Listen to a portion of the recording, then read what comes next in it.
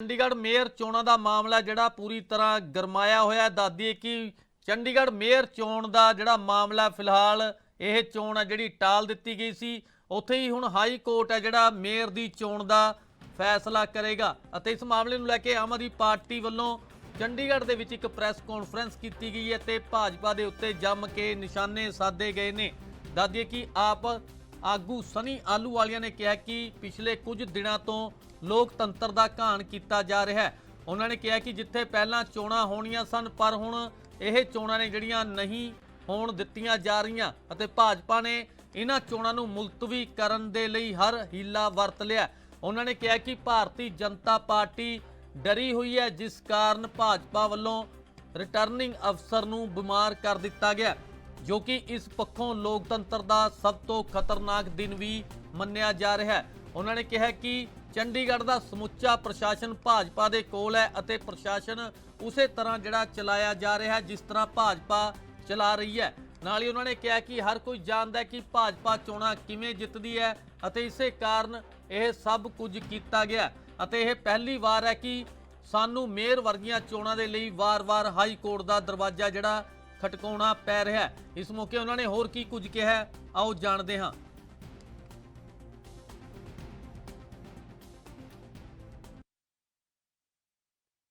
2006 के अंदर deputy mayor रहा और पिछले 28 सालों से लगभग 27 मेयर के चुनाव मैंने देखे हैं। हर मेयर के चुनाव को सामने गैलरी में बैठ के देखा है, उसके कंडक्ट को देखा है, नोटिफिकेशन से लेके उसकी वोटिंग होते तक देखा है। मेरी लाइफ के अंदर ये पहला इंसिडेंट है। आपसे बहुत से मीडिया के साथी भी चंडीगढ़ को कवर कर रहे हैं और सभी जानते हैं, कॉरपोरेशन को कवर करते हैं। इतनी धक्केशाही, इतनी ज्यादा गुंडागर्दी कभी भी नहीं हुई और प्रशासन पूरी तरह से भाजपा के इशारों पे नाच रहा है। आप देखो जैसा incidents, sequence of events Ahluwalia साहब ने आपको बताए कि पहले तो सोढी साहब बीमार पड़ जाते हैं, पर उसमें एक सरप्राइज है कि सोढी साहब बीमार पड़े तो साथ के साथ ईशा जो जॉइंट कमिश्नर हैं, हरियाणा कैडर की हैं, उनको साथ के साथ अपॉइंट कर देते हैं। पर जब ये दूसरे बीमार पड़ते हैं, हालांकि ये बीमारी मैं समझता हूं उनके रिटर्निंग ऑफिसर या सेक्रेटरी की नहीं है, ये भाजपा बीमार पड़ गई है चंडीगढ़ के अंदर। जो ऑपरेशन लोटस वो चलाना चाहते थे वो फेल हो गया। चुनाव की नोटिफिकेशन से पहले ही पार्षदों को कांटेक्ट कर रहे थे, उनसे मिलने की बात कर रहे थे। और जैसा आहलूवालिया साहब ने कहा कि उनको पता था कि नंबर उनकी साइड पे नहीं है। अगर इंडिया अलायंस के दोनों पार्टनर्स कांग्रेस और आम आदमी पार्टी इकट्ठे हो जाएंगे तो हम जीत नहीं सकते। और जिस बात का डर था वही हुआ कि दोनों पार्टियां इकट्ठी हो गई, अलायंस हो गया, तो उनका डर और बढ़ गया।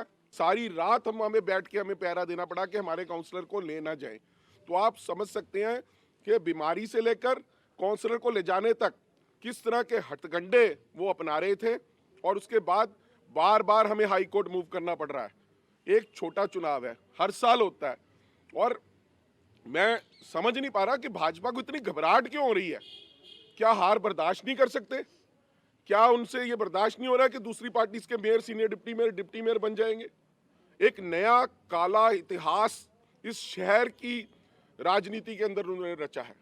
और जो 18 तारीख को चुनाव कैंसिल हुआ, मैं समझता हूं कि एमसी के इतिहास का सबसे काला दिन जब से लेके आज तक एमसी बनी है। और अभी भी अगर भाजपा के नेताओं में थोड़ी बहुत ही शर्म बची है तो वो ये ओछे हथकंडे छोड़कर एक साफ सुथरा चुनाव इस शहर के अंदर होने देंगे, एक शहर को नया मेयर बनने देंगे। क्योंकि ऑलरेडी 1 जनवरी से लेकर 31 दिसंबर तक 1 साल का मेयर का टेन्योर होता है और इस बार आप सभी को पता है कि रिजर्व कैटेगरी का मेयर बनना था, पर अब 17 दिन तो पहले निकल गए और उसके बाद आप देख लो कि 6 तारीख का ले रहे हैं, 1.5 महीना ऐसे निकाल देंगे। उसके बाद हमें पता चला इनकी प्लानिंग है कि फिर लोकसभा का इलेक्शन डिक्लेयर हो जाएगा, तब तक मॉडल कोड ऑफ कंडक्ट लग जाएगा। जब मॉडल कोड ऑफ कंडक्ट लग जाएगा तो फिर कहेंगे जी हम मेयर का चुनाव हो नहीं सकता। तो ये सब इनकी प्लानिंग जो है ये फेल हो गई।